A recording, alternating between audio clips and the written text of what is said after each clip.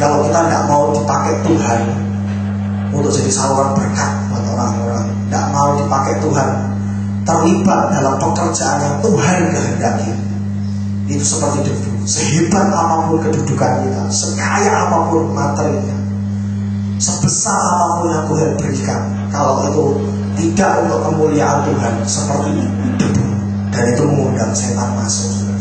Tapi lihat ketika motivasinya mulai diubah, bless to bless, diberkati untuk memberkati. Lihat, tadi dikatakan Kejadian 17 ayat yang ke-6. Kejadian 17 ayat yang ke-6. Demikian firman Tuhan. Setelah Abraham diubah menjadi Abraham dari yang egois untuk diri sendiri mulai memberkati orang lain, diubah. Ya, aku akan membuat engkau beranak cucu sangat banyak. Kuantitas dapat. Ya, Tuhan berkata kepada Abraham, engkau akan membuat beranak cucu sangat banyak. Artinya secara kuantitas dapat. Secara kualitas ya, engkau akan membuat menjadi bangsa-bangsa, dan daripadamu akan berasal raja-raja. Artinya secara kualitas dapat, betul kan?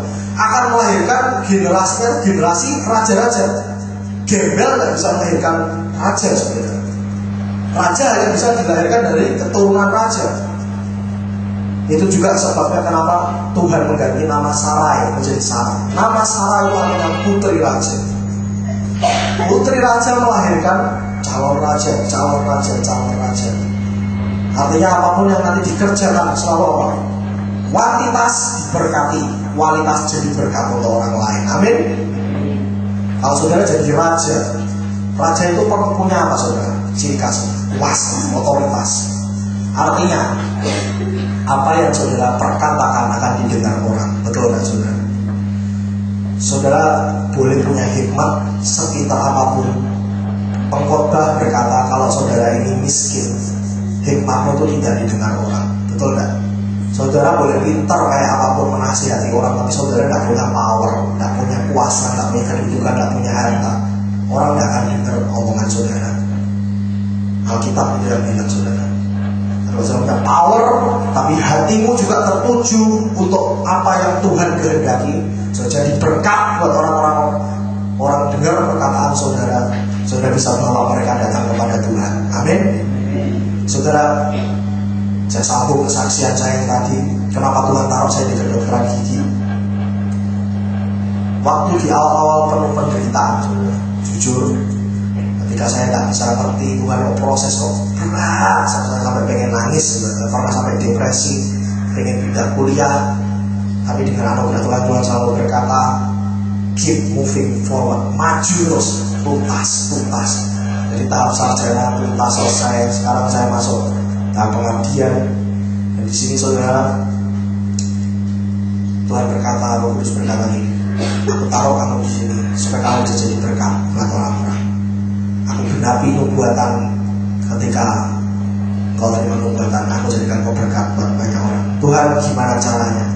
Saudara, ketika pasien-pasien itu datang, orang-orang kan pengen dapat yang gratisan, saudara. Mental orang Indonesia, tapi tidak di sini. Kalau di sini mental anak raja, bukan mental orang minta-minta. Amin. Mental orang Indonesia masih minta-minta, pengennya apa? Gratis. Diperiksa, berobat gratis, dapat dokter gratis, makan gratis. Kalau perlu pendetanya yang diundang khotbah.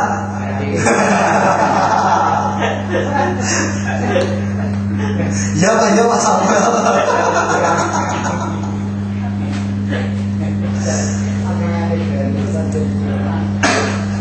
Tuhan berkata, saudara, aku jadikan kau berkat buat banyak orang. Gimana caranya? Setiap kali saya bayari mereka gratis, saudara, saya bayari, saya sampaikan firman Tuhan. Dan setiap kali saya buat rekaman seperti ini, kaset khotbah, selalu saya bagikan kepada mereka, saudara, satu pasien satu. Dan mereka berkata, mulai dari situ mereka mulai konseling, mulai tanya, Kak, aku ada masalah seperti ini. Atau yang lain berkata, Kak, bisa nggak nanti melayani di persekutuan doaku ini? Kayak gitu, saudara.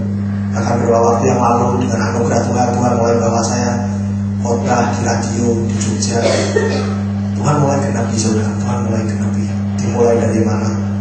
Seperti Abraham, terima rema dulu.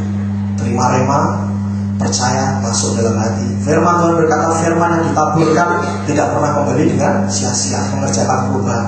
masuk ke lengan Yesus. Mulai apa? Melangkah jalan kita. Semakin dekat dengan tujuan, harus semakin apa? Motivasinya bless to bless.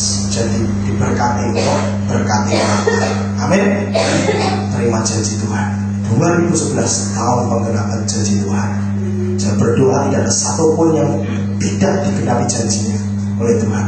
Ya semua Tuhan janjikan atas hidup kita tahun ini digenapi. Amin. Hanya itu bagian saudara. Kerjakan bagian saudara yang harus saudara kerjakan, dan Tuhan akan lakukan yang akan Tuhan lakukan. Jangan mudah pemain musik.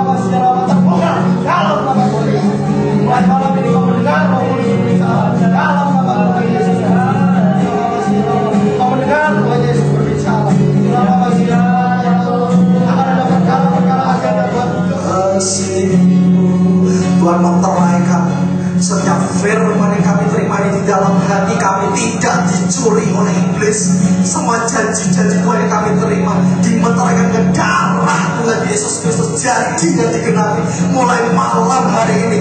Kegenapan janji Tuhan terjadi di dalam nama Tuhan Yesus. Tidak ada yang tertunda lagi, semuanya janji, semuanya dipulihkan oleh Tuhan.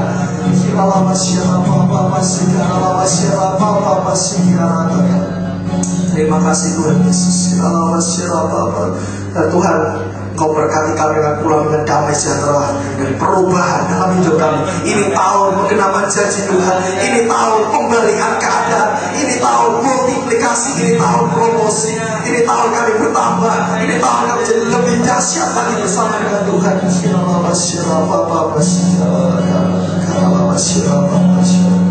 Terima kasih Tuhan Yesus Kristus. Kami mengucap syukur Tuhan demi nama Tuhan Yesus Kristus.